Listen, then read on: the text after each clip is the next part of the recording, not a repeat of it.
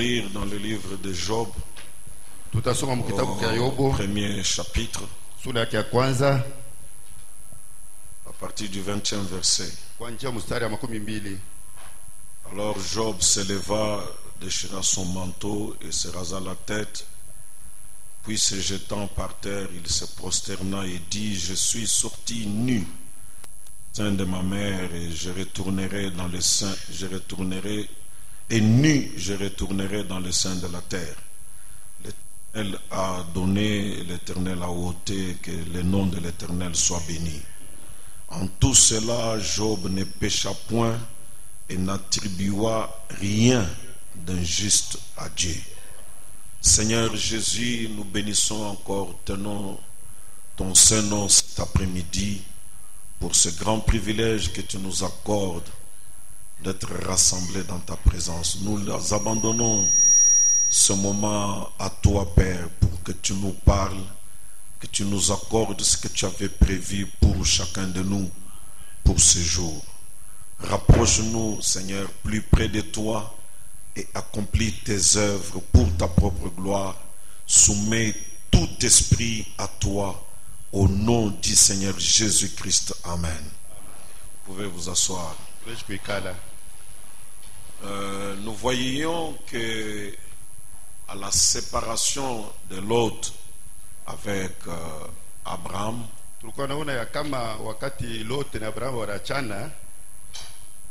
Lot a choisi le premier un côté, et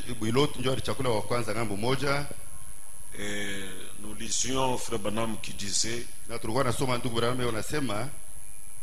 n'est-ce pas étrange que Lot, se croyant tiède, soit allé au meilleur endroit qu'il pouvait trouver, le meilleur endroit possible qu'il put trouver, qu'il ait pris la voie de facilité. L'autre avait pris la voie de facilité. Le côté qu'il avait choisi ne présentait aucune difficulté, pas de trouble, pas de persécution, pas d'épreuve ni pour ses bêtes ni pour lui-même. Il avait pris la voie de la facilité. Et nous avons lu le prophète qui nous disait: Dieu ne promet pas la facilité et la prospérité. Dieu ne promet pas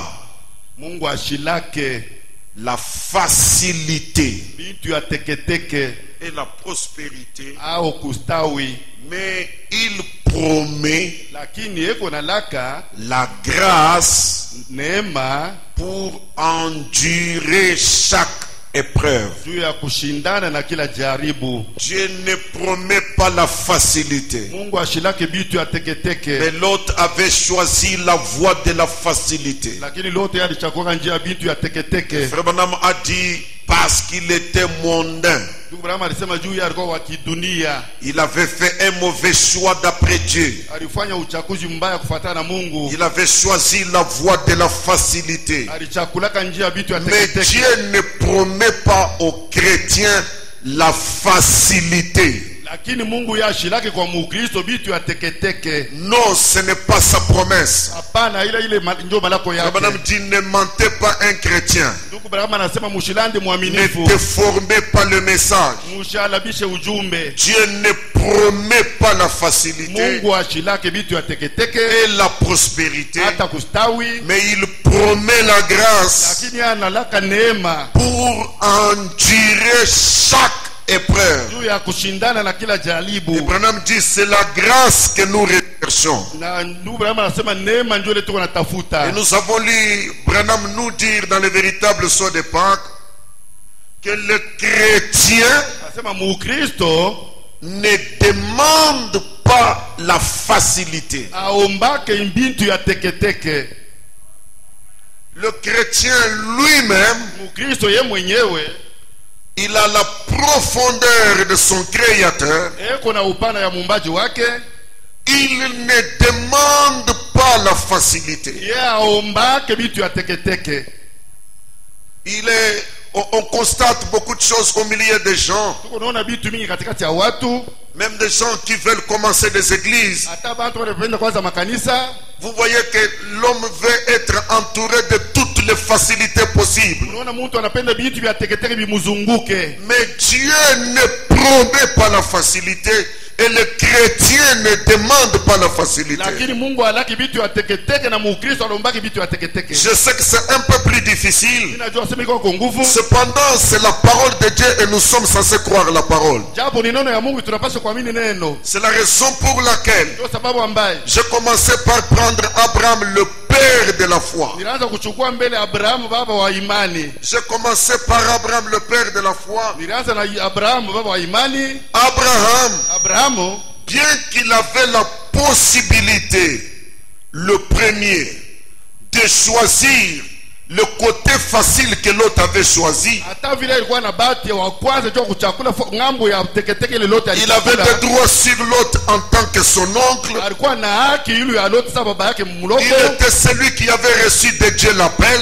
Yeye ndio alichukua alipata mwito kwa Il Mungu. pouvait lui dire arrête que moi je choisisse d'abord. Alipaswa kumwambia acha mbele mimi ni chakula wa kwanza. Abraham fait des commentaires, il dit que Sarah voyait qu'il n'y avait que ce côté-là qui était facile. Abraham anafasiria anasema Sara aliona ile ngambo ile ilikuwa na bitu Et ya teketeke. quand Abraham dit à l'autre choisis le premier, Na wakati Abraham anaambia lote chakula wa kwanza, Sarah pouvait se dire dans son cœur, Sara alipaswa kusema ndani ya moyo wake, quel genre d'oncle? huyu ni muyomba kani wa Il hivi. lui donne le premier le choix. Yeye anampatia chakula wa Et kwanza. s'il prend le côté le plus facile, qu'est-ce que nous allons devenir? Lakini kama na baba ngambo ya bitu ya teketeke sisi tutakuwa nini? La vision d'Abraham Ono ya Abrahamu et la vision de l'autre étaient deux visions différentes. na ono ya lote ilikuwa maono mbili ya kuachana. Et Abraham était un élu de Dieu. Na Abrahamu alikuwa mteule wa Mungu. Abraham était un appelé de Dieu. Na Abrahamu alikuwa mwenye kuitwa na Et Mungu. un chrétien Na Mukristo ne demande pas la facilité. aombake bitu ya En teketeke. tant qu'un élu de Dieu, Sasa mwenye il kuitwa na n'a Mungu pas voulu sauter sur ce qui était facile. akupende kulukuya piulu ya bitu vya teketeke. Il a laissé le choix à l'autre. Aliacha uchakuzi kwa Loti. Et nous avons pris Abraham dans un autre contexte. Na tulibeba Abrahamu mungambo ingine. C'est dans Genèse 23. Ni Mwanzo 23. Je vous invite à aller avec moi dans Genèse 23. Na mialika mwende pamoja nami Mwanzo Lorsque 23. Sarah mourut, Wakati Sara alikufa, comme la Bible nous le disait, à 127 ans, Biblia ilikuwa tuambia si miaka 77. Abraham vivait déjà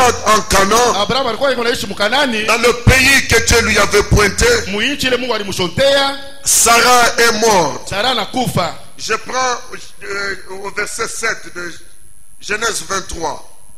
Abraham s'éleva Abrahamu akasimama et se prosterna devant le peuple du pays, devant les fils de Heth. na kainama mbele ya batu ya inchi na batoto ya Eti. Et il leur parla ainsi. Na akawaambia hivi, Si vous permettez kama munaruhusu que j'enterre mon mort nipate kuzika mufu wangu et que je l'ôte de devant mes yeux, na nimutoshe mbele ya macho yangu, écoutez-moi munisikie et priez pour moi Ephron. na muniombee juu yangu kwa Efron. Exactement.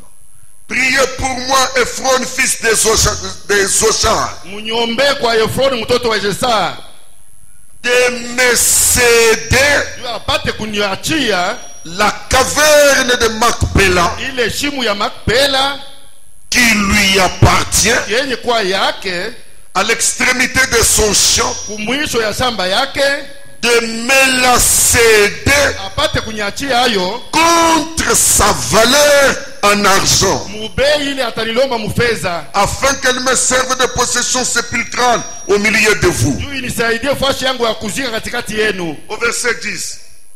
Ephron était assis parmi les fils de Heth. Efron alikuwa ni mwenye kukana katikati ya watoto wa Eti. Et Ephron les Hétien Na Efron mueti répondit à Abraham akamujibu Ibrahimu en présence des fils de Heth mbele ya watoto ya Heti et de tous ceux qui entraient par la porte de sa ville, na wote wanaoingia kupitia mlango ya mji wake, non, hapana, mon Seigneur, Bwana wangu, écoute-moi, unisikie, je te donne le champ. mimi nakupatia hii shamba. Toi, tu as demandé la caverne qui est dans mon champ. Wewe uliomba shimo na kutaniwa ndani ya shamba langu. Je te donne le champ Mimi nakupatia shamba et je te donne la caverne qui y est. na mimi nakupatia ile shimo iko mu mashamba. Je te le donne aux yeux des fils de mon peuple, enterre ton mort. Mimi nakupatia hayo kumacho ya watoto wa Heti na uzike mfu Je wako. te donne et le champ Nakupatia na shamba et la caverne qui est dans le champ. na shimo yenyewe nakutaniwa ndani ya shamba. Enterre ton mort. Jika mfu wako. Je le dis devant mon peuple. Mimi nasema mbele ya watu wangu. Je te le donne. Mimi nakupatia hayo. Abraham se prosterna devant le peuple du pays. Ibrahim akainama mbele ya watu wa taifa wa nchi. Et il parla ainsi à Ephron, Na akasema hivi kwa Efroni en présence du peuple du pays. mbele ya raia ya nchi. Écoute-moi, je te prie. Unisikie mimi nakusii. Je donne le prix du champ. Na leta bei ya shamba. Accepte-le de moi et j'y enterrerai mon mort. Uichike tokea kwangu na tajika mfu wangu. On lui propose de lui donner. Banamwambia bamupatie hiyo. Lui refuse de le prendre Yeye anakataa kuibeba gratuitement. pasipo bei. Il dit, je donne le prix. Anasema mimi naleta bei. Au verset 16. Kumsara 16. Non, au verset 14. Kumsara Et 14. Ephron répondit à Abraham en lui disant, Na Efroni akamjibu Ibrahimu kwa kumwambia, mon Seigneur, écoute-moi. Bwana wangu nisikilize. Une terre de 400 cycles d'argent. Udongo wa shekili 400. Qu'est-ce que cela entre moi et toi? Enterre ton mort. Iko nini kati yako wewe na mimi? Zika mfu wako. Ce champ que tu as demandé ou cette caverne Hii shamba uliomba wala hii shimu n'a pour valeur que 400 cycles d'argent. iko tuna bei ya shekili 400. Qu'est-ce que cela entre toi et moi? Ile ni nini kati yako wewe na mimi? Enterre ton mort. Zika mfu wako. Au verset 16. Kumsara 16.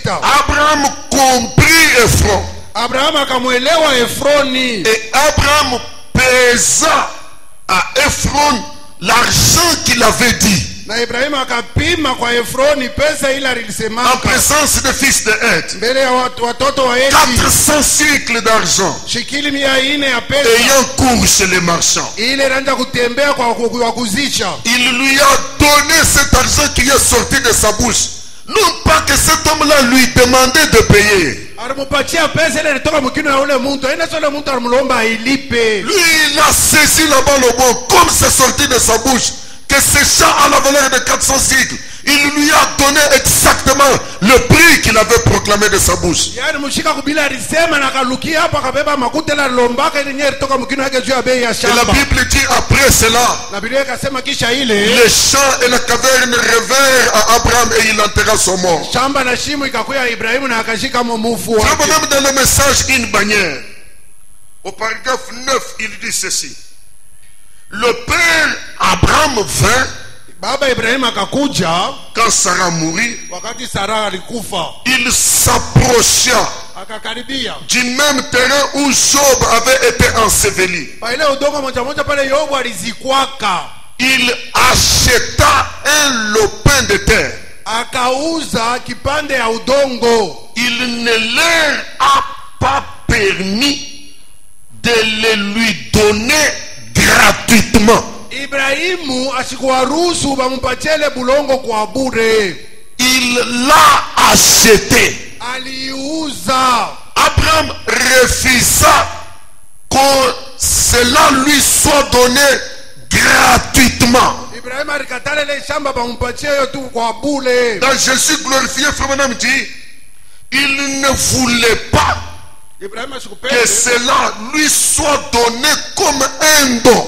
Ibrahim asikupende ile udongo bamupatie yo sawa zawadi. Il a donné beaucoup de cycles d'argent. Alipeleka mashekili mengi ya pesa. Il n'accepta pas que cela lui soit donné gratuitement. Ibrahim asikutike bamupatie ile kwa bure. Il n'acceptait pas que cela lui soit donné comme un cadeau. Asikupende ile bamupatie sawa zawadi. Mais il paya le prix pour cela. Lakini akalipa bei juu ya ile. Il refusa la facilité. Alikatala wepesi. Il refusa la gratuité. Alikatala bintu bya bure. Rappelez-vous que les Saintes Écritures disent Ukumbukeni kama maandiko takatifu inasema qu'il y a plus de bonheur à donner qu'à recevoir. ya kama kuna raha mingi kukupatia kuliko kupokea. Et un chrétien ne demande pas la facilité. Na mukristo siombake vitu vya teketeke. Je sais que c'est difficile. Ninajua kama ni nguvu. Cependant, c'est la vérité. Japo ni ukweli. Un chrétien ne demande pas la facilité. Mukristo siombake vitu vya teketeke. Et Abraham, en tant que père de la foi, Abraham sa baba wa imani. ici, il refuse un don. Hapa nakatala bampatie kitu kia bure. Il préfère payer. Yeye anapenda kulipa. Et quand nous suivons toute la postérité d'Abraham, Na wakati tunafuata uzao wote wa Ibrahimu, je prends la postérité d'Abraham, tunabeba uzao wa Ibrahimu. les Juifs sous le royaume d'Assyrie. Wayuda chini ya ufalme wa Ashwerusi. Nous pouvons aller dans le livre d'Esther. Tunaweza kwenda kitabu cha Esteri. Lorsque Aman avait nourri sa colère Wakati Amani alikuwa na kasirani mkubwa et sa méchanceté contre les Juifs, na ukali wake juu ya kumanisha Wayuda. comme nous le savons, il était ennemi des Juifs. Sababu tunajua alikuwa ni adui wa Wayuda. Et comme encore par coïncidence malheureuse, Na sababu kwa kupatana tu kwa bahati mbaya, Aman Mardoché qui se tenait à la porte ne l'honorait pas comme le premier monsieur après le roi. asikwanje kumheshimia Mardokai sawa bwana wa kwanza kisha Il mfalme. s'était renseigné de quelle race il était. Yeye alijijulisha ajue ni wakati. Il avait su qu'il était juif. Na pale alijua kasa ni Myuda. Alors à cause de cela, Sasa juu ya ile il est allé parler avec le roi. anaenda kusema na mfalme. Il y a un peuple ici, au milieu de ces hommes, Kuna watu wamoja hapa katikati hawa qui sont sous ton règne, beko abashiki yake. qui sont sous ton règne, Beko chini ya utawala wako. qui ne respectent pas tes lois. Abeshimiake masheria Tu ne yako. peux pas les laisser vivre. Hawezi kuwacha waishi. Il a séduit le roi Yeye alitongoza et mfalme. le roi lui a donné son anneau. Mfalme anampatia Il rupete lui a yake. dit, écris ce que tu veux à propos de ce peuple. Asa andika vile unapenda juu ya kuangalia hii raia. Au chapitre 3 du livre d'Esther, Usura ya 3 ya kitabu cha Esteri. dans son 13e verset, Mstari wa 13. la Bible dit, Biblia inasema hii, les lettres furent envoyées mabarua ikatumwa par les courriers kwa kupeleka mikanda dans toutes les provinces du roi mu majimbo yote ya mfalme pour qu'on détruisît, ili bapate kuua, qu'on tuât bapate kuharibu, bapate kuua et qu'on fit périr tous les Juifs, na bapate kupotesha Wayuda wote, jeunes et vieux, vijana wala wazee, petits enfants et femmes, batoto kidogo na wanawake. en un seul jour, Musiku moja, le 13e du 12e mois, siku ya 13 ya mwezi wa 12 qui est le mois d'Adar. inayokuwa mwezi wa Adari. Aman a réussi à faire signer des lettres Amani aliweza wapate kusaini mabarua, scellées de l'anneau du roi. wanapiga chapa na lupete Ça ya veut dire mfalme. des lettres irrévocables Nikusema barua ile hakuna namna ya qui kuikataa. avaient un caractère obligatoire. Ile ililazimisha mtu wote kwa kuichika. Et comme nous le savons, Na sasa vile tunajua, Mardoché a commencé à pleurer. Mardokai alianza kulia. Quand il a lu cette lettre, même tous les Juifs ils s'étaient abattus. Wakati alisoma ile barua, hata Wayuda wote walichoka. Ils gênaient et priaient. Walifunga chakula na waliomba. Mardoché a demandé l'intervention d'Esther. Mardokai aliomba Esteri abasemee. Après toutes les acrobaties, Esther a fini par voir le roi. Na kisha vyote vile Esteri alienda kumuona mfalme mwisho. Et nous savons qu'avec le festin qu'Esther avait organisé, Tunajua na ile karamu Esteri aliyotayarishaka. nous connaissons ce qui est arrivé à Aman. Tunajua kile kilimfikiaka Amani. Mais maintenant, Lakini sasa Esther demanda une autre faveur au roi. Esteri akaomba faida nyingine kwa mfalme. Je suis au chapitre 8, Niko ku sura ya 8 au verset 5. mstari wa 5. Elle dit alors, Akasema basi, si le roi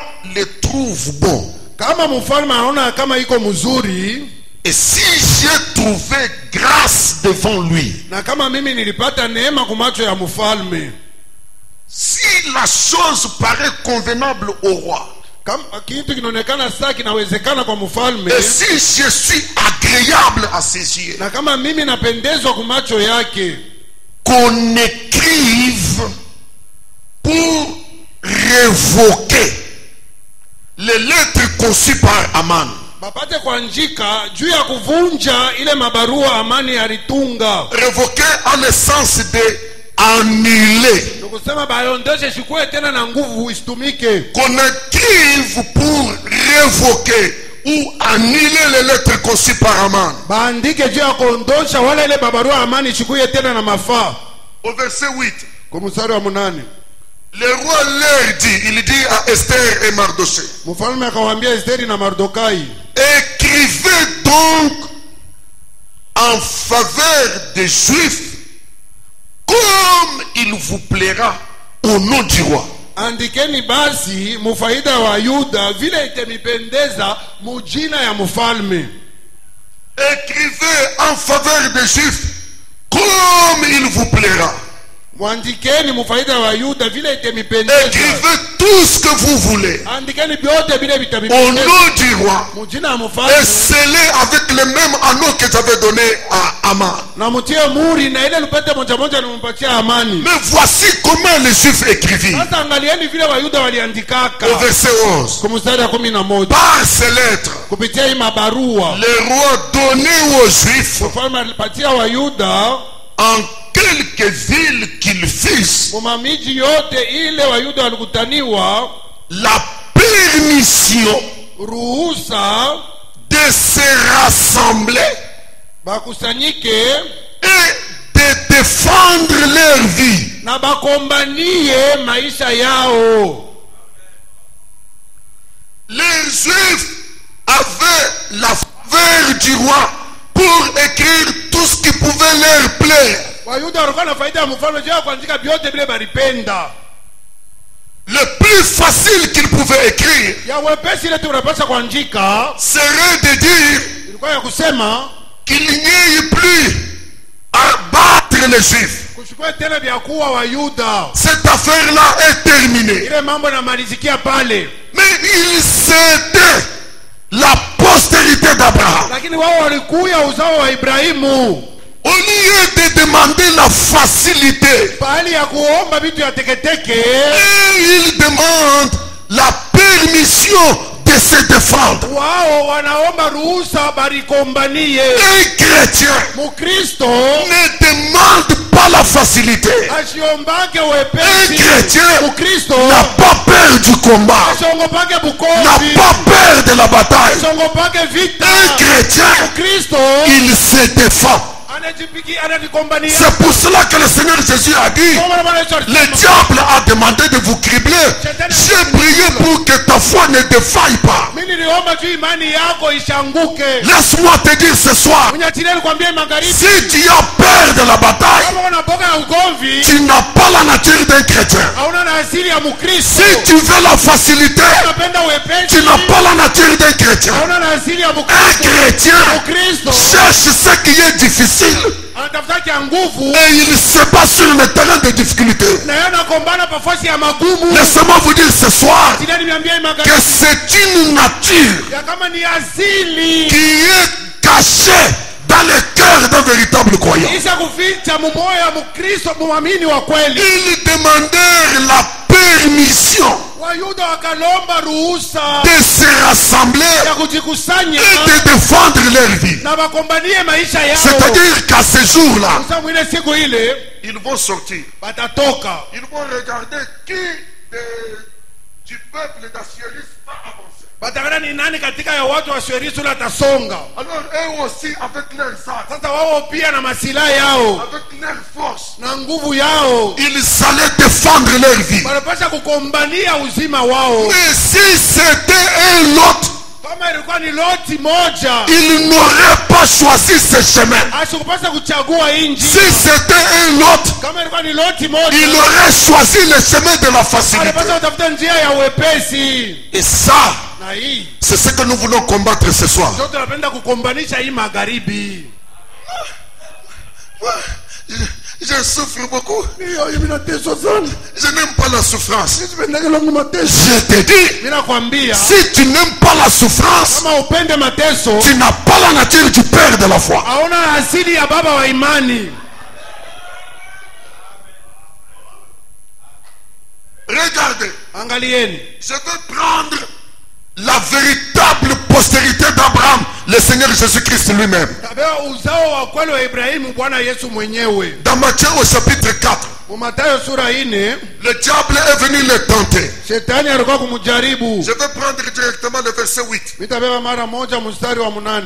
Le diable Shetani le transporta akamchukua encore sur une montagne très élevée. tena pa mlima mmoja wa juu kabisa, Lui montra akamonyesha tous les royaumes du monde et leur gloire. maufalme yote ya dunia na utukufu na mautukufu yao. Tous les royaumes du monde. Maufalme yote ya dunia. Les États-Unis, tous les royaumes du monde. Amerikani, maufalme yote ya Et dunia leur gloire.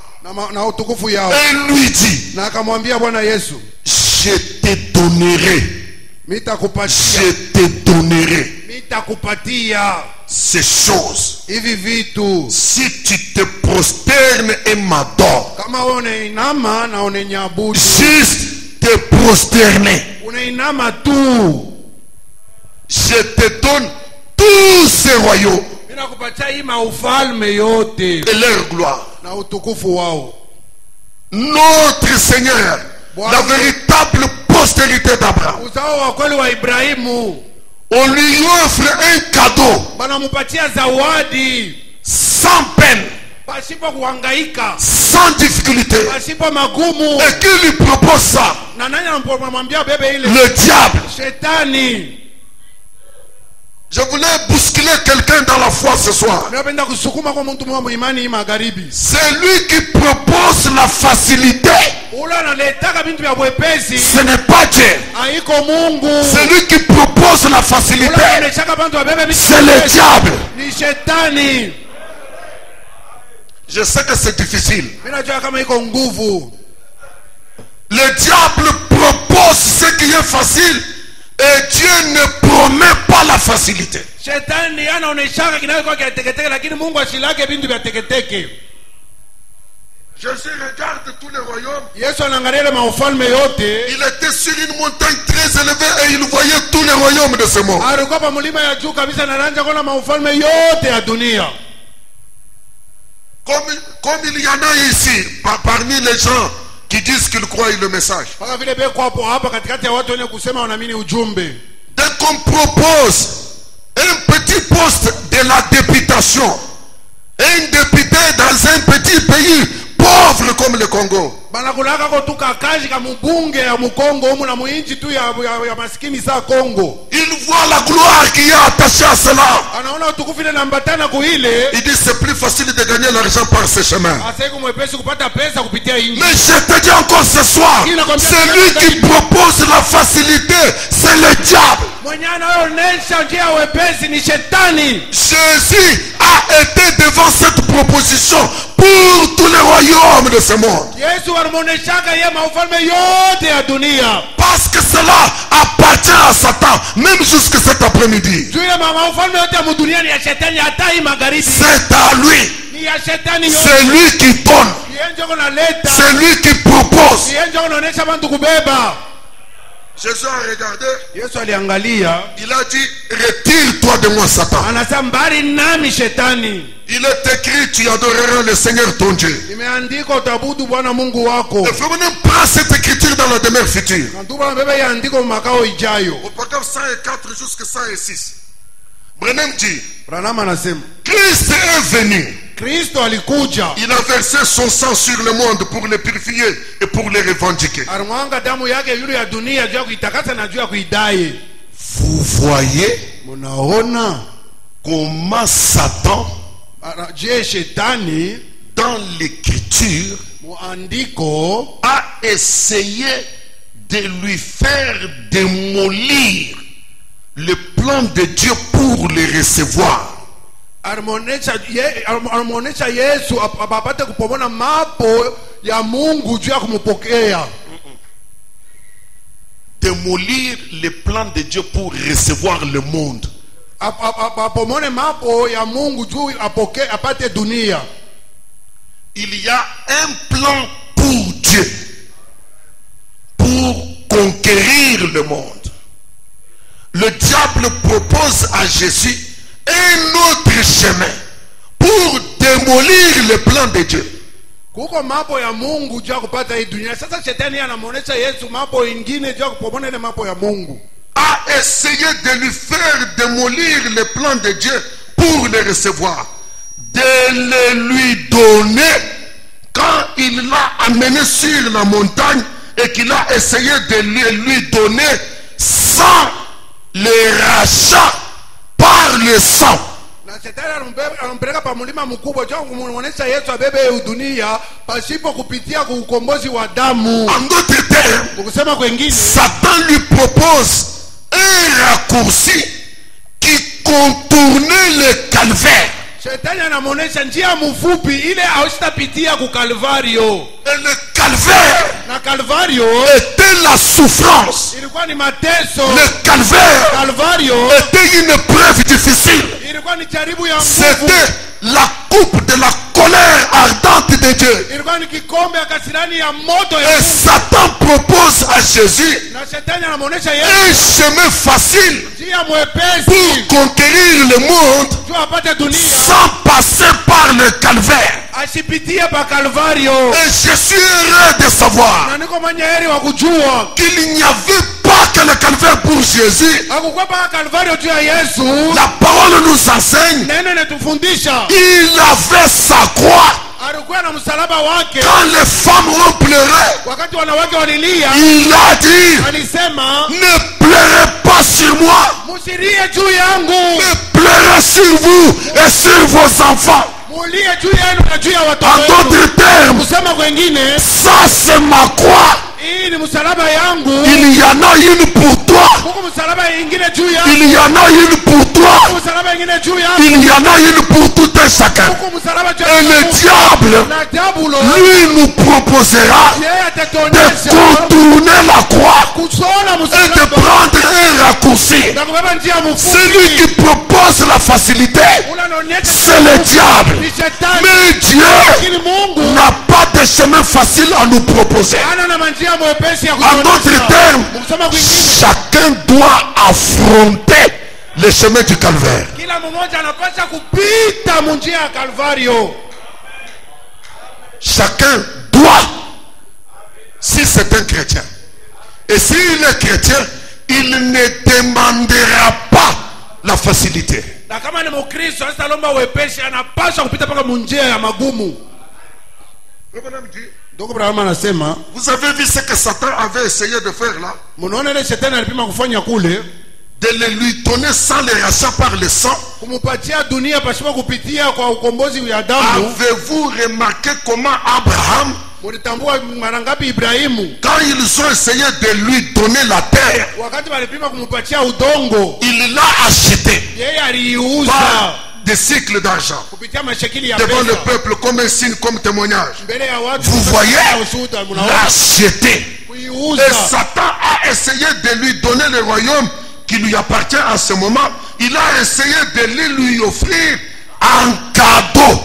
Et Jésus n'a pas voulu l'accepter. Shetani alipima kumupatia Yesu ulimwengu inayokuja wake hapa sasa, amupatie sasa zawadi na Yesu asikuichikake. Jésus pouvait simplement se prosterner et cela était suffisant. Il gagnerait le monde entier. Yesu anaweza tukinama tu na ile lienee apate kubeba ulimwengu mzima iwe yake. Frère Branham dit dans les exposés, à la page 117, il dit, oh, Anasema si nous sommes enfants, kama tuko watoto, nous sommes aussi héritiers. tuko tena wariti. Héritiers de Dieu, Wariti wa Mungu, co-héritiers de Christ. na wenye kurithi pamoja na Kristo. Si toutefois Kama kila mara nous souffrons avec lui, tunateswa pamoja na Yesu, toutefois, kama tu si nous sommes enfants, kama tuko watoto, nous sommes aussi héritiers. tuko tena wariti, Les héritiers de Dieu, wariti wa co-héritiers de Christ. wenye kurithi pamoja na Kristo. Si toutefois Kama tu nous souffrons tunateswa avec lui, pamoja na Kristo, afin d'être glorifiés avec lui. ili tupate kutukuzwa pamoja na Yesu. Écoutez, Sikilizeni, si nous ne souffrons pas avec lui, kama sisi hatuteswe pamoja na Kristo, nous ne pourrons pas régner avec lui. hatuwezi kamwe kutawala pamoja naye. Il faut Inafai souffrir kuteswa pour pouvoir régner. juu upate kutawala. Amen. Il faut, Inabidi toi qui as peur des épreuves, wewe unaogopa majaribu, laissez-moi un peu vous bousculer un tout petit peu. mnachele misukume kwa kidogo. D'ailleurs, ce que vous craignez, c'est ce qui vous arrive. Na yo yenyewe bila mnaogopaka ndio vyenyewe vinamifikiaka. Il faut souffrir pour pouvoir régner. Inabidi kuteswa ili tupate kutawala. Branham dit, Branham anasema la raison en est qu'on ne peut tout simplement pas former un caractère sans souffrance. na sababu yenyewe ni kusema hawezi kufanya tabia pasipo kupitia mateso. On ne peut tout simplement pas former un caractère sans souffrance. Le caractère est une victoire, Tabia ni ushindi, pas un don. hapana zawadi. Je sais que tous les demandeurs, ils se sentent asphyxiés. Mais ce soir, je vous souhaite une bonne asphyxie. Vous ne pouvez rien faire devant les Écritures. Nous devons croire la parole. Pour régner, il faut souffrir. Juu ya kutawala inabidi kwanza kuteswa. On ne peut tout simplement pas former un caractère sans souffrance. Hawezi kufanya tabia pasipo mateso. Le caractère est une victoire, pas un don. Tabia ni ushindi, haina zawadi. Un homme qui n'a pas le caractère ne peut pas régner. C'est-à-dire, un homme qui n'est pas passé par la souffrance ne peut pas régner. Mtu ule ana tabia, ni kusema mtu ule asikupitia mu mateso hawezi kamwe kutawala. Car Kwani la puissance sans le caractère, c'est satanique. juu uwezo yasipo tabia ni ya shetani. La puissance Uwezo sans caractère yasipo tabia est du diable. ni ya shetani. Est-ce que quelqu'un peut dire Amen? Mtu anaweza kusema amina. Je demande aux fils de Dieu, non pas à tout le monde. Ceux qui sont fils de Dieu, qu'ils disent Amen. Mina bishombe wabantu wote wale wanakuwa watoto wa Mungu waseme amina. Et une puissance sans caractère, une puissance sans souffrance n'est que diabolique. Uwezo yasipo mateso yasipo tabia ni ya kwa shetani. C'est le diable qui propose le chemin facile. Ni shetani ndio anaonyesha njia ya mwepesi.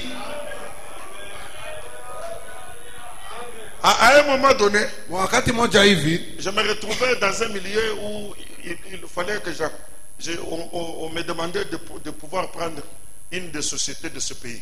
nilikuwa mfasi baba niomba nipate kuchukua kuongoza mmoja wa kampuni. Bana nyonyesha Tiens-toi devant l'autorité. simama mbele ya madaraka unafanya hivi. Et puis tu répètes 1000 fois. Kisha unasema mara 1000. Tu m'engages pour toi. Unanipatia kazi juu yako. Tu m'engages pour toi. Unanipatia kazi juu yako. 1000 fois. Mara 1000. J'ai tourné un peu. Niligeuka mbele. J'ai demandé, est-ce qu'on ne nous donne pas quelqu'un le temps pour réfléchir? Sasa anapatia kwa mtu wakati juu apate kufikiri. Je sais que quelqu'un, parce que quelqu'un avait pris cette place-là. Il a fait ça. Mtu mwingine alibaki nafasi anasema alifanyaka vile. Une puissance sans caractère est satanique. Uwezo asipo tabia ni ya shetani. C'est pourquoi quand quelqu'un vole des biens, de l'argent, et il se proclame puissant, c'est satanique. Il n'a pas travaillé.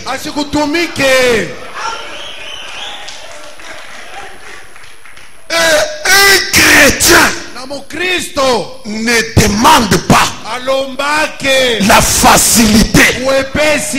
Un chrétien n'a pas une promesse de la part de Dieu de recevoir les choses facilement.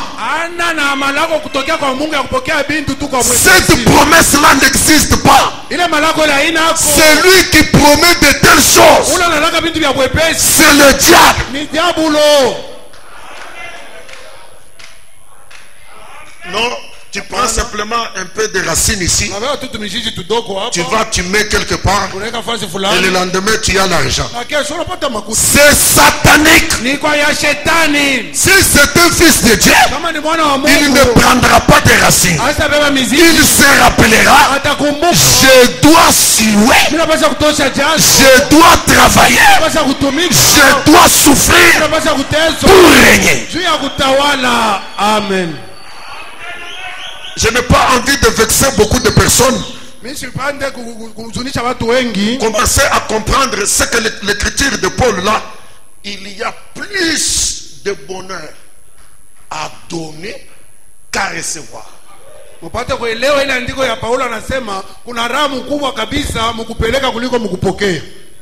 Comme ce sont des journées courtes, je cours. J'espère que le Saint-Esprit vous dise ce que je n'arrive pas à dire.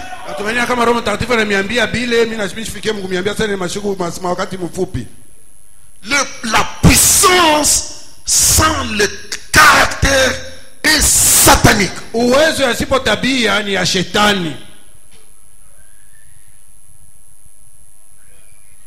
Dieu ne nous donne pas de promesses de facilité. Et pourtant, c'est lui notre créateur. Si vous comprenez bien ces choses, mes frères, Dieu créateur, notre Père, ne nous promet pas la facilité. Et le chrétien ne demande pas la facilité. Vous comprenez qu'il y a une même profondeur entre Dieu et son fils. Frère Branham dit, à chaque fois que Dieu envoie un homme pour quelque chose, Dieu met dans cet homme-là un équipement nécessaire pour répondre à ce travail-là.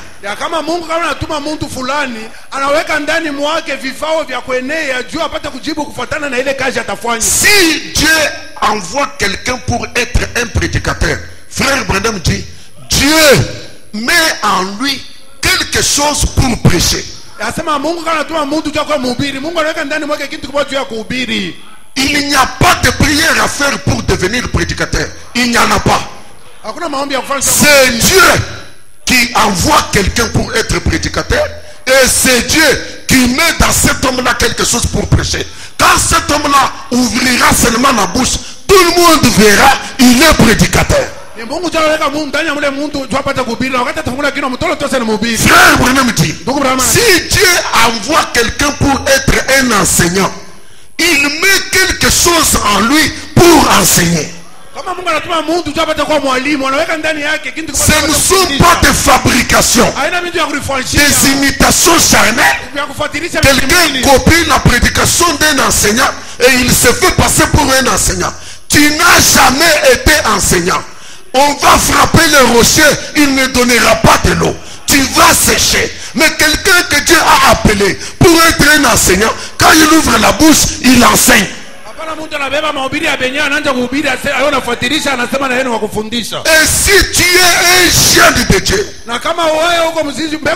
reconnu de Dieu dès avant la fondation du monde, Dieu va te tailler, va te te modeler. yeye atakupatia umbo, Il va te façonner. yeye atakuchonga De manière à ce que tu répondes aux critères d'un chrétien. namna kusema pata kujibu kwa matabia ya Bakristo. Comme je vous le disais ici. Sasa vile ndio nimeambia hapa, Avant que Dieu vienne appeler Israël à sortir de l'Égypte, il avait déjà un pays et une représentation pour chaque tribu. Mungu mbele ya kuya kuita Israeli atoke alikuwa na inchi na Dieu n'est pas venu appeler les Égyptiens à aller en Canaan, mais il a appelé les Israélites à aller en Canaan. Parce que les Israélites étaient prédestinés pour ce pays-là. Ils avaient déjà goûté à ce pays-là. Si tu n'as jamais été en Dieu, tu ne retourneras pas en Dieu. Kama wewe kuyaka ndani ya Mungu, hautarudiaka kama ndani ya Mungu. Le christianisme, Ukristiani c'est un mystère caché dans le cœur d'une personne. ni siri yenye kuficha ndani ya moyo ya mtu. Et Dieu qui ne donne pas la facilité, Na Mungu lasiletake wepesi. s'il t'a conçu chrétien, Kama alikutungaka il Mkristo, met en toi la nature de ne pas demander la facilité. anaweka ndani mwako asili ya usilombe bintu vya wepesi. Excusez-moi d'être franc, Munirumia kwa niseme tu c'est wazi. ainsi que Sio kwa maana quand nous voyons quelqu'un rétrogradé kama tunaona mtu anarudia à kumkongo cause des difficultés, juu ya magumu, nous savons simplement tunajua tu qu'il n'a jamais été l'un de nôtres. ashakuyaka mmoja wetu. Un chrétien Mkristo ne recule pas devant les épreuves. arudi yake mbele ya Ce ne majaribu. sont pas les épreuves qui fragilisent sa foi. Aina majaribu ndio anarekesha imani yake. Parce que depuis sa conception, Tutokea kutungiwa kwake. il ne croit pas dans la facilité. Yeye achaamini mwepesi. Il ne demande pas la facilité. Asiombake Ce wepesi. sont les chemins difficiles qui lui font, qui le fascinent. Ni ile manjia ya magumu ndio Il kinamfanya. est conçu comme cela. Sio vile yeye anatungiwa. Il est comme Jésus. Yuko sawa Yesu. On lui propose ce qui est facile, il refuse. Wanampatia kinayo kwa kiepesi anakataa. C'est ce qui est difficile qu'il accepte. Ni ile ya nguvu ndio ile anachika. C'est ce qui est compliqué que lui il suit. Ile inakuwa ya magumu ndio ile anafuata. Il fuit ce qui est facile. Anakimbia kinayo kwa Il dit kiepesi. ça c'est Satan. Sasa hii ni shetani. Moi je suis roi. Mimi niko mfalme. Toi tu es roi. Uko mfalme. Elle est reine. Na yeye ni Et malkia. d'après le principe de chez nous, Na kufuatia na makanuni ya kwetu pour régner, ya kutawala, je dois combattre. mimi napaswa kukombana. Ça c'est notre nature. Ndio asili yetu. Maintenant quand on voit une femme, Sasa wakati tunaona mwanamke mmoja, inakuwa pia nguvu hivi. ça devient difficile comme ça. Tu bien chez tout. On laisse. Tu es dans ta dénomination. Pour commencer, Ya kwanza tu n'as jamais été l'un de nous. au ya Pour commencer. mmoja yetu kwa kwanza C'est pour cela que j'ai insisté. Ndio kwa maana nilikazia. Abraham avait un appel, Ibrahim alikuwa na mwito ya Mungu. l'autre n'en avait pas. Lote asikwe nayo. L'autre ne connaissait pas le secret. Lote asikujue siri. Abraham avait le secret. Ibrahim alikuwa na siri. C'était un mystère de cœur. Ilikuwa ni siri ya moyo. La pulsation est très importante. Kupika ndani ya moyo kwa mafaa. Un chrétien ne regarde pas avec les yeux naturels, Mkristo sionake na hii macho ya mais il Kristo. regarde avec les yeux du cœur. Yanaonaka na macho ya moyo. Ce que le monde appelle folie, Ile ulimwengu inaita bazimu. c'est ce qui fait la joie du cœur des chrétiens. Ile inafanya furaha ya moyo ya Mkristo. Ce que le monde appelle joie, Ile ulimwengu inaita furaha. ça donne aux chrétiens la tristesse. Ndio inaleta sikitiko kwa Mkristo. Une femme qui n'est pas chrétienne Mwanamke ana Mkristo. trouve plaisir dans le maquillage. Yako na furahia mtupenta. Celle qui est chrétienne Ule anayokuwa Mkristo. vomit devant le maquillage. Yako natapika mbele ya tupenta. Alors si celle qui n'est pas chrétienne Sasa ule kama ana Mkristo se retrouve ici anakutaniwa et que hapa. la parole de Dieu condamne le maquillage, Neno la Mungu inakaina pour juu elle, yake. c'est un lourd fardeau. Ni muziko ya bushiko. Le joug est difficile. Nyara iko nguvu. Mais pour un chrétien, Lakini juu ya ou Mkristo. pour une chrétienne, Juu ya Mkristo. c'est tout ce que j'attendais. Ndio ile inaanza C'est tout ce que j'attendais. Une profondeur dans le cœur de la personne. Kupana ndani ya mtu. Une puissance Uwezo sans caractère yasipo tabia et satanique. ni ya shetani. Une puissance Uwezo sans souffrance yasipo mateso et satanique. ni ya shetani. Je vais aller plus loin, mais peut-être pas ce soir. Nenda mbali kabisa na zingine haina hii magharibi. Sikilizeni kanisa. Donc la profondeur qui est en Dieu. Nikusema upana yako ndani ya Mungu. Nous voulons encore parler de comment Dieu fonctionne dans quelques minutes. tunapenda tena kusema dakika kidogo je Mungu anatumikaka. Allons dans Exode, Twende Kutoka au chapitre 4, kusura ya 4 verset 21. mstari wa 21. C'est Dieu qui a appelé Moïse. Ni Mungu ndio aliita Musa. C'est Dieu qui a cherché Moïse. Ni Mungu ndio alitafuta Musa. Moïse était fugitif dans le désert de Madian. Musa alikuwa mkimbizi mjangwa ya Madiani. Quand l'Éternel les rencontre, Wakati wa milele anakutana naye, Dieu lui montre qu'il est surnaturel. Mungu anamwonyesha kama yeye anakushindia hii asili. Verge, Bakora, serpent. natokea nyoka. Serpent, Nyoka, verge. inakuwa tena bakora. Il dit, prends ta main, Asa chukua mkono yako. le presse, Anaingisha na itosha inakuwa ya bukoma. remets, Rudisha yo tena. pur, Inakuwa safi. la main droite. Mkono wa kuume. Maintenant Dieu lui dit, Sasa Mungu anamwambia, verset 21. mstari wa 21. L'Éternel dit à Moïse, Wa milele akasema na Musa, en partant pour retourner en Égypte, kwa kutoka juu ya kurudi kumisri, vois tous les prodiges que je mets en ta main. ona miujiza yote mimi naweka mumukono yako. Papa répète, les prodiges. Ona miujiza yote mimi naweka mumikono yako. Je mets en ta main quoi? Des prodiges. Mimi naweka mumikono yako nini? Miujiza. Mettez-vous un peu à la place de Moïse. Mujiweke kwa mbele pafazi ya Musa. Dieu met dans ma main des prodiges. Mungu Lui-même, anaweka mumikono yangu. il a fait la démonstration. Yeye mwenyewe Mungu anafanya onekanisho. Tu feras ces prodiges devant Pharaon. Utafanya hii miujiza mbele ya Farao. Moïse dit, Musa anasema ça, hii devant Moïse. mbele ya Farao. Qu'est-ce que Pharaon est? Farao ni nini? Et Na regardez la commission. oneni kazi ile banamupa. Et moi, Na mimi j'endurcirai son cœur. mitafanya moyo ya Farao iwe mugumu. Dieu lui donnant commission et rendant la commission difficile. Mungu mwenye kumpatia kazi na anafanya ile kazi ikwe nguvu.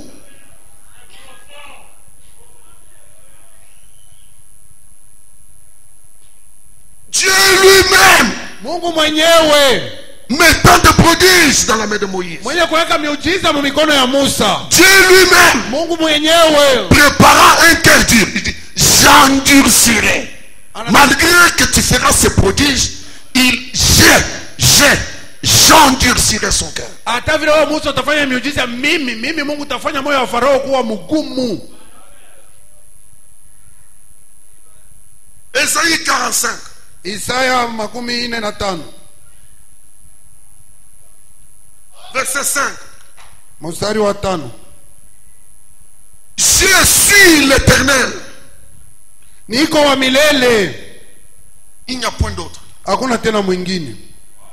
Hors moi, Nje yangu il n'y a point de Dieu. hakuna Mungu mwingine.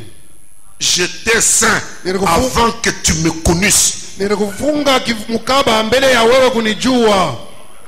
C'est afin que l'on sache du soleil levant au soleil couchant Ili bapate kujua kukulamuka kwa jua na kwa kulala kwa jua. que hors moi, Na kama nje yangu il n'y a point de Dieu. hakuna Mungu. Je suis l'Éternel. Niko wa Il milele, n'y en a point d'autre. hakuna tena mwingine. Lisons ensemble le verset 7. Tusomeni wote mstari wa 7. Je forme la lumière et je crée les ténèbres. Je forme la lumière Niko nafanya nuru et je crée les ténèbres. na niko naumba giza. Je donne la prospérité Niko naleta ustawi et je crée l'adversité. na niko naumba uadui. Moi, l'Éternel, Mimi wa milele je fais toutes ces choses. niko nafanya hivi vitu vyote. D'où viennent tes épreuves? Majaribu yanatokea wapi? De Dieu. Kwa Mungu. Je et mets des prodiges dans ta main. na uweka miujiza mikononi mwako, Et j'endurcis le cœur de na Pharaon. mimi nafanya moyo wa Farao kuwa mgumu.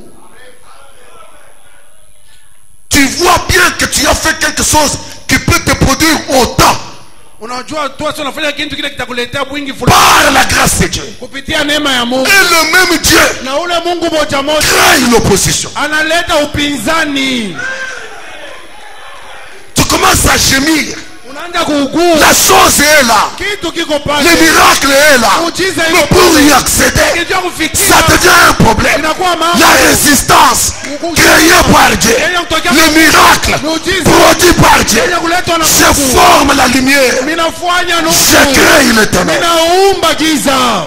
Moi Dieu, Mimi Mungu. moi l'Éternel, Mimi wa milele. je fais ces choses. Minafanya hivi vitu. Je ne rends pas ton chemin facile, Bisifanya njia yako kwa mwepesi. malgré que je mets entre tes mains des produits. Hata vile weka mikononi mwako miujiza. Je rends les chemins compliqués. Minafanya njia inakuwa ya magumu. La même Palestine Ile Palestina moja où moja. vous êtes partis sans moi en 2 jours. Kula mnaenda masiku mia masiku Quand mbili. moi je vous conduis, Wakati mimi nimiongoza. vous tapez 40 ans. Unafanya miaka makumi Je nne. forme la lumière. Ninatunga nuru. Je crée les ténèbres. Ninaumba giza. Je donne la prospérité. Ninaleta Je uzao. crée l'adversité. Ninaomba uadui.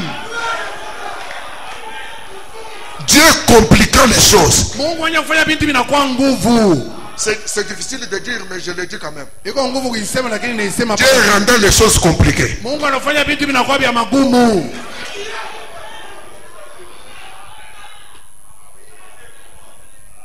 Il n'y a pas un mariage qui a été un mariage béni comme celui d'Isaac et de Rebecca. Akuyakuwa ndoa ilikuwa ndoa yenye kubarikiwa sawa ya Isaki na Rebeka. Mais Isaac et Rebecca ne pouvaient pas savoir qu'ils entraient tout de suite dans une grande stérilité. Lakini Isaki na Rebeka bakujua sema mara moja wanapaswa kuingia mutasa ukubwa. Je forme la lumière. Minatunga nuru. Je crée les ténèbres. Minaumba giza. Qui crée les ténèbres? Ce ne sont pas les sorciers. Ina balozi. Moi, l'Éternel, Ni wa milele. je fais ces choses. Nunafanya hivi vitu. Et il met dans les chrétiens Na weka ndani ya Mkristo quelque chose kitu kimoja qui reconnaît kiko natambua. que cette difficulté, Sasa magumu hii c'est mon Dieu ni Mungu qui wangu. met ça sur mon chemin. Anaweka munjia yangu hii. Amen. Si tu es fils de Dieu, Kama uko mwana wa Mungu il te donnera la révélation. atakupatia ufunuo. Il place cet mystère caché dans le cœur du croyant. C'est pourquoi un croyant comme Paul, il pouvait se tenir devant de grandes épreuves et dire: qu'est-ce qui me séparera de l'amour de Dieu manifesté en Christ? Imaginez un grand homme comme Paul, un messager dans la main droite de Dieu. Il n'avait qu'un seul manteau et Dieu ne lui a pas donné plus que cela. C'était la grâce de Dieu pour lui. Souffrant dans le corps, guérissant les autres. Et il y a un problème Dieu, mais un prophète. Et il y a un œil spirituel qui fonctionnait à 100%. Mais il a les yeux naturels qui boitillent un tout petit peu. Qu'est-ce que c'est? Un chrétien ne demande pas la facilité. Et Dieu ne promet pas la facilité à son croyant. Celui qui propose la facilité, c'est le diable.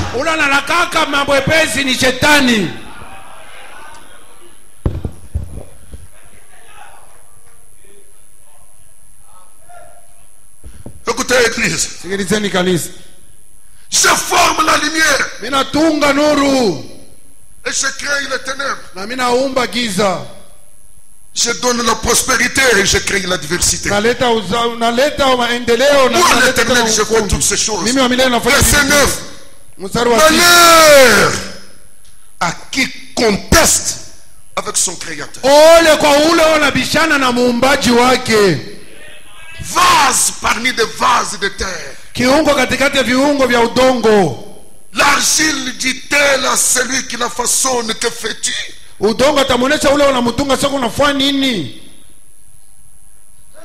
sommes l'argile. Il est le potier. Nous n'avons aucune question à lui poser.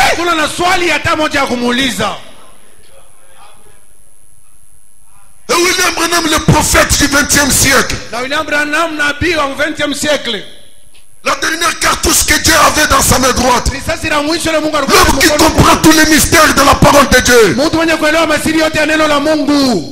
Il fait une déclaration Anasema dans Hébreux chapitre 3 au point 138. Oh, j'aime ça. napenda hii. J'aimerais que mon voisin s'approche pour lire. Dieu aime. Dieu aime vous amener dans les difficultés. Est-ce que tu comprends que tu lis pour tes frères? Tu n'as pas mal lu. Tu n'as pas mal lu. Non. Tu as lu ce que tu as vu. Oui, oui. Merci. Je vous en prie. Dieu aime vous amener dans des difficultés. Mungu anapenda kumipeleka mumagumu. Dieu aime. Mungu anapenda. C'est un plaisir pour lui Kusali namfanya mzuri, anashikia mzuri. d'amener les chrétiens Kupeleka wa Kristo dans des difficultés. mumagumu. Écoutez, il aime Mungu anapenda envoyer kutuma des difficultés. magumu. Donc, là où il y a les difficultés, Kula kuku magumu. elles ont un envoyeur. Beko na ula ne batumaka. Elles ont un Tinder. Beko na ula ne batuma. Les difficultés sont tranquilles dans leur coin. Magumu isha kurikaria kimya mkona yao. Et Dieu aime Na Mungu anapenda envoyer kutuma des difficultés magumu. pour voir Juu ya kuona ce que vous ferez ile mutafanya à ce sujet. kwa ile magumu, mbele ya ile magumu. Il est le Dieu Yeye ni Mungu. qui ferma simplement la mer rouge. Unafungaka tu bahari mwekunda. Et la chose suivante qu'il a faite, Na mambo yafuatayo ile alifanya. il a conduit Israël tout droit vers cet endroit. Anaongoza Israeli kabisa kabisa mpaka kwa ile fazi. Puis, Kisha il envoya Pharaon à leur trousse. akatuma Farao kuwafukuza, kuwafuata. Il ferme la mer rouge. Anafunga bahari mwekunda. Il envoie son peuple tout droit vers la mer rouge. Bantu yake pa Et il dit à Pharaon, anamwambia Farao, tu les laisses partir. unabacha banene. Tu les laisses partir. Unabacha tu banene. Tu as failli. Wewe unaanguka. Toi, tu es puissant. Wewe uko na uwezo. Tu as des armées. Uko na majeshi. Suis-les. Umefuata. Dieu aime Mungu anapenda vous envoyer des difficultés. kumitumia mamagumu. Branham dit, Branham anasema, voyez-vous comment Dieu aime faire les choses? munaona vile Mungu anapendaka kufanya vitu.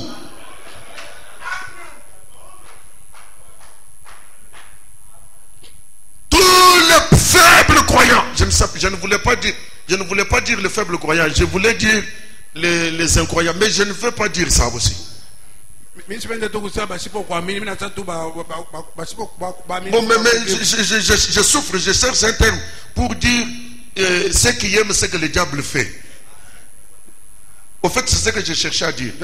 Mais je ne veux pas beaucoup dire ça parce que ici, je n'ai pas de gens qui aiment ce que le diable. Ce que le diable aime faire, c'est vous envoyer la facilité. Ile shetani anapenda kufanya. Mais maintenant, Dieu lui, il n'est pas fait, il n'est pas Dieu en envoyant la facilité. Lui, il est Dieu en vous envoyant, en nous envoyant des difficultés. Yeye ana Mungu wa kutuletea vitu vyepesi, lakini ni Mungu kwa mwenye kututumia magumu.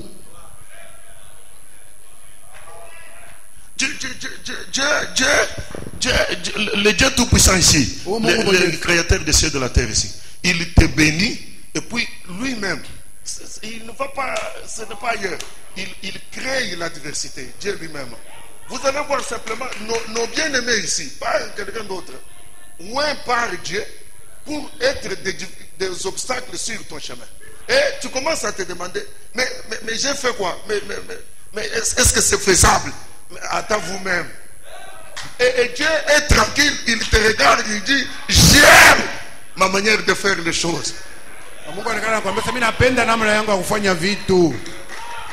Tu vois, Junior, hein?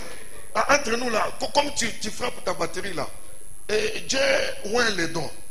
Et puis ça devient excellent. Quand tout le monde commence à dire c'est excellent, l'adversité commence aussi. Dieu lui-même, il crée l'adversité. Oh, mais il n'y a pas que lui. Mais qu'est-ce qu'il croit? C'est un démon après tout. Et tu commences à dire, non, si les choses sont comme ça, moi je rentre en Égypte. C'est ça même la preuve que tu n'as jamais été un de nous. Njoo hakikisha kuleta sawa ya kuyaka mmoja wetu.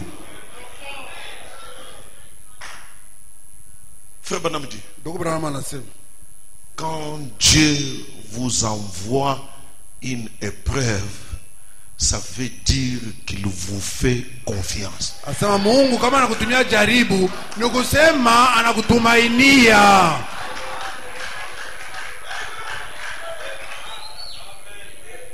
Si il ne vous fait pas confiance, Kama Mungu asikutumainie, il ne peut pas vous envoyer une épreuve. Vous n'êtes pas de sa famille. asiwezi kumtumia jaribu, hauna mjamaa yake. Quand on m'a lu cette citation, bien que je la connaissais, quand on me l'a lu pendant que je traversais l'épreuve la plus difficile, j'ai dit, oh, je regrette les larmes.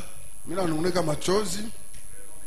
C'est un ancien qui me disait, Ni mzee mwanzo niambia, il dit, tu vois Alba, unaona tu es Alba, moins âgé que moi. wewe mtoto kwangu. Moi, je n'ai jamais perdu ma femme. Mimi sipotesha mke wangu. Toi, tu as perdu ta femme. Wewe unapotesha mke wako. C'est que Dieu, en te regardant, il a vu que toi, si il ravit ta femme, tu ne vas pas rétrograder. Sasa Mungu kwa kuangalia aliona sasa kama anakunyang'anya mke wake, wewe hautaanguka muimani. Si il essayait sur moi, c'est lui qui me disait ça, je serais vite retourné déjà dans le monde. Kama alipimaka kwangu kwa haraka nipata kurudia mudunia. Dieu aime Mungu anapenda nous envoyer kututumia des difficultés. na magumu. Et il connaît de quoi nous sommes faits si nous sommes ses enfants. Na anajua tunatungiwa je kama tuko watoto yake. Si nous sommes ses enfants, Kama tuko watoto yake, nous non plus, nous ne demanderons pas la facilité. na sisi hatutamuomba Mungu wepesi. Dieu, Mungu il est celui qui rendit témoignage sur Job. ni yeye ndiye anataka ushuhuda yule ya Yobu.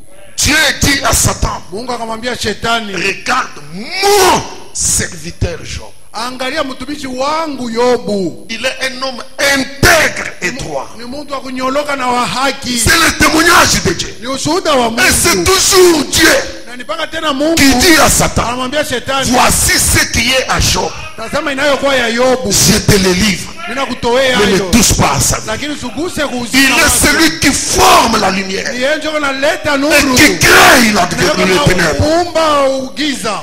Maintenant, quand les ténèbres sont venues, Sasa wakati wa giza écoutez, ilifika, Satan dit à Dieu, sikizeni shetani anamwambia Mungu, je sais mimi najua que si tu touches à ce qu'il a, kama unagusa kubile iko nabyo. Frère Branham dit, Ndugu Branham anasema, Satan dit à Dieu, shetani anamwambia Mungu, je l'amènerai à te maudire nitamfikisha Yobu kukulaani face à face. uso kwa uso. Il va te maudire. Atakulaani. Maintenant, quand Dieu regarde Job, Sasa wakati Mungu anaangalia Yobu, il voit la constitution de Job. anaona namna kutungiwa ya Il Yobu. voit les gènes de Dieu en Job. Anaona mbegu ya Mungu ndani ya Yobu. Il a su Alijuaka que Job ne me maudira jamais. ya kama Yobu kamwe asitanilaani. C'est ainsi qu'il dit à Satan, Yobu anamwambia shetani, voici, tazama, vas-y, wende tout ce qui est à lui, yote inayokuwa ya je Yobu te le donne. mimi nakupatia. Parce que ton cœur à toi tu moyo yako est wewe dans les biens. iko pomali. Ton cœur à toi, Satan, Moyo yako wewe est dans shetani les biens. iko ni mumali. Tu penses que quand les biens sont détruits, l'homme n'aime plus Dieu. C'est ce que toi, Satan, tu Yote es. wewe shetani huko. Il n'y a que Satan Ni paka tu qui renie Dieu à la perte des biens. Anapotesha Mais un fils de Dieu lakini mwana wa ne Mungu niera jamais Dieu. asitala kama Même si les biens sont perdus, hata kama mali même si la santé est perdue, même si les bonnes choses sont perdues, il ne niera pas Dieu. C'est ce que Satan est parti avec sa conviction. Dieu avec sa conviction. Et quand il a pris tous les biens de Job, mali yote ya Yobu, quand Dieu a attendu, wakati Mungu aliongojea, je me représente Satan. mimi najionekanisha shetani Il est revenu dans la présence de Dieu. alirudia muwepo wa Mungu. Il dit, j'ai tout décimé. Asema mimi naribu vyote. Dieu lui dit, tu te rappelles ce que tu m'avais dit? Mungu anaanza mwambia sio nakumbuka vile uliniambia. Il dit oui, oui. Sasa ndio. Je suis venu pour que tu constates comment il va te maudire. Nilikuja kuja kuonyesha uone vile yeye mwenyewe atakulaani. Et Dieu dit à Satan, Na Mungu anamwambia sois ici, ukwepa hapa. regardons la scène ensemble. Sipote tuoneni vile Yobu atafanya. Je veux voir comment il va me maudire. Nitaona vile Yobu atanilaani. Je suis sûr Hata niko na qu'il hakikisho va te maudire. atakulaani. Maintenant, Dieu Sasa na Mungu et Satan, na shetani ils ont regardé Job. wanamwangalia Yobu. Job a pris ses habits. Yobu alichukua mavazi yake, Il a déchiré. alipasula. Quand il a déchiré les habits, Wakati alipasula mavazi, Satan a commencé à faire des tours. shetani anaanza Je kuzunguka. t'avais dit quoi? Nilikuonesha nini? Je t'avais dit quoi? Nilikuonesha nini? C'est fini. Unaisha hapa. Il a déchiré les habits. Anapasula mavazi. La prochaine chose, Kitu kingine il va te atafanya maudire. ni kukulaani. Dieu dit, tu es pressé. Mwambie sio kwa haraka. Sois tranquille. Ikala kimya. Il faut l'entendre parler. Umchunge yeye mwenyewe Et aseme. quand Dieu et Satan ont regardé Job, Wakati Mungu na shetani wanaangalia Yobu, Job a dit, Yobu alisema, l'Éternel a donné, "Kwa milele alileta, l'Éternel a ôté, milele anaondoa, que son nom soit glorifié. jina lake litukuzwe." Il n'a jamais maudit Dieu. Yobu asiananaka kamwe Mungu. Ce soir, Ni magharibi. expérimente le jeûne qui est en toi. Onje ile mambeko iko ndani mwako. Au milieu des difficultés, Kati ya magumu. quel est le cri qui jaillit de ton cœur? Ilalamiko gani unatoka mu moyo wako? Si tu es de la race de Dieu, Kama kwa kabila ya Mungu, tu diras comme Job, utasema saa Yobu, la gloire soit rendue à l'Éternel. tukufu mrudilia wa C'est milele. lui qui fait ces choses. Yeye ndio anafanya hivi vitu. Laisse-moi te dire, mon frère, Nachini nikwambie ndugu c'est yangu, Dieu ni Mungu qui a amené ces ténèbres. ndio alileta hii magiza. Mais n'oublie pas Lakini usisahau qu'il est le Dieu de la lumière. Mungu tena wa nuru. Tu ne maudiras jamais Dieu. Hautalaani kama Frère Mungu. Branham dit, Ndugu Branham anasema Dieu savait Mungu alijua que Job ne le décevrait pas. ya kama Yobu Et c'est ça le titre de mon message. Hicho kichwa maneno ya ujumbe wake. Dieu sait Mungu anajua que si tu es son fils, ya kama uko mwana wake tu ne le décevras jamais. hautamfezeresha kamwe. Quelle que soit la douleur, Hata kama maumivu kujia, même si tu manques à manger, hata kama unakosa chakula, tu ne le décevras jamais. utamfezeresha Mungu. Au milieu de peine, Katikati ya kubwa tu le loueras, utamsifu, tu le glorifieras. tukuza. Mettons-nous debout pour ce soir. Amen juu ya hii magharibi. Amen. J'ai aimé de voir le mouvement de l'esprit. Napenda kuona vile roho inatumika. J'étais venu pour chanter le cantique numéro 12. Nilikuwa kuja kuimba wimbo 12. Et quand j'ai vu mon frère entonner ça, j'étais très content. Wakati niliona ndugu yangu anaituma ile, nilisikia furaha. C'est ce que nous allons chanter. Vile tutaimba. Suis-je bien Un soldat, chantons-le tous. La croix Disciple de de l'agneau. craindre de soutenir sa cause n'est pas plaide à la fin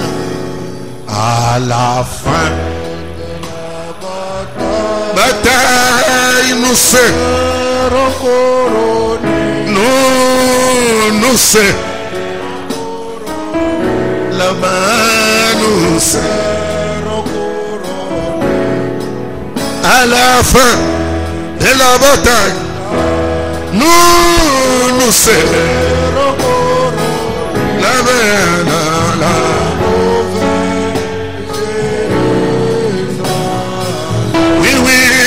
couronné,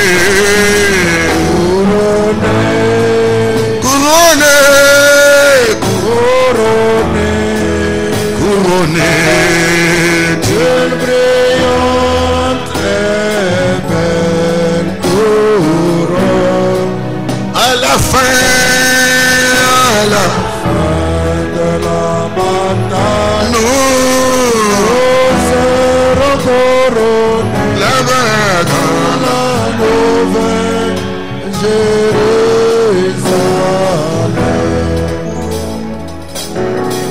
Dois-je être transporté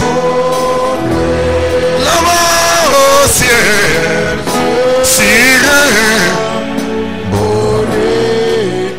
d'essence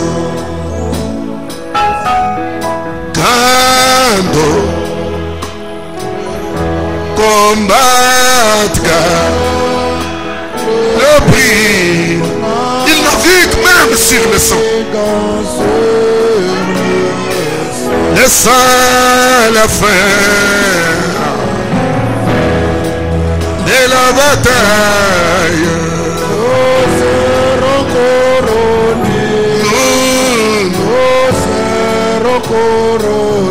Couronner nous serons couronnés. Oui, à la fin de la bataille, nous serons couronnés. Oui, dans la nouvelle Jérusalem. Oui, oui, couronnés.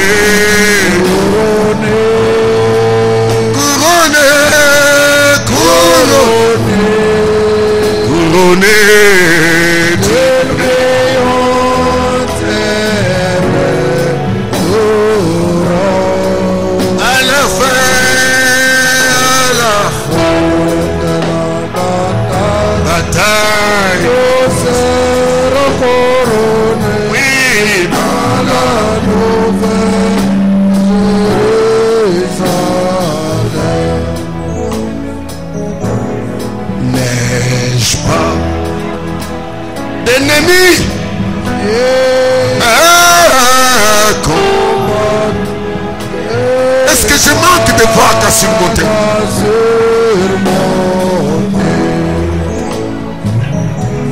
C'est mon choisi. Allez.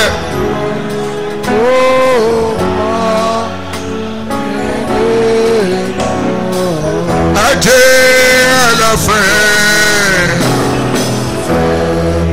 de la bataille. Nous serons couronnés. Nous serons couronnés. Nous serons couronnés. À la fin de la bataille. Élevons nos mains et prions le Seigneur. Nous serons couronnés. La veine dans la nouvelle Salem couronné, couronné, couronné.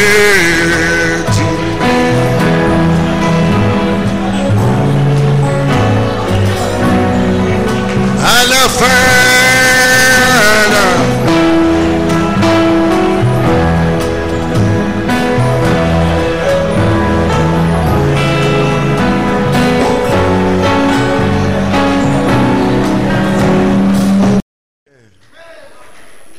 Appelé sur les champs de bataille. Redonne courage. Restaure la foi. Nous sommes appelés à combattre.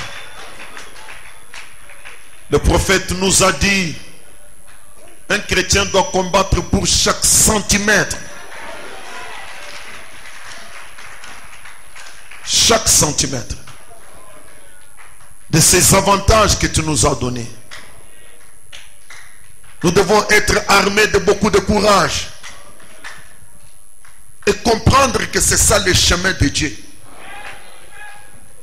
Tu ne nous promets pas la facilité. Et même quand tu envoies les difficultés, c'est parce que tu nous fais confiance. Merci pour cela, Seigneur Jésus. Tu avais confiance en Job, qu'il ne te décevrait pas. Tu places ta confiance en nous, que nous n'allons pas te décevoir. Ainsi, aide-nous à répondre à tes attentes. Nous ne pouvons pas, Seigneur, être des lâches, reculer devant les menaces de l'ennemi, commencer à chercher des raccourcis. Garde-nous, Seigneur, plus près de l'arche, plus près de la parole. Oui, Seigneur, c'est notre prière. Que la parole oigne notre foi. Que la parole accomplisse des miracles dans nos vies. Que la parole fasse ce qu'elle a fait de la verge d'Aaron. Oui, Seigneur, elle est capable de le faire. Même une verge sèche, elle peut bourgeonner. Que notre foi regarde à cela. Ce soir, détourne nos regards de ce que les yeux physiques voient. Que nous regardions à l'invisible. Il y a de meilleures choses. Derrière chaque épreuve, il y a de meilleures choses. Il y a de bénédictions, Seigneur. Merci, Jésus. Bénis tes enfants qui ont supporté d'écouter cette parole. Bénis leur chemin de retour jusqu'à ce que le dernier entrera dans sa maison. Que l'ange soit leur protecteur. Garde-nous, nous tous, pendant tout ce temps, pour la gloire du Père. Au nom du Seigneur Jésus-Christ. Amen. Merci. On a fini. Amen, amen. On a fini pour ce soir.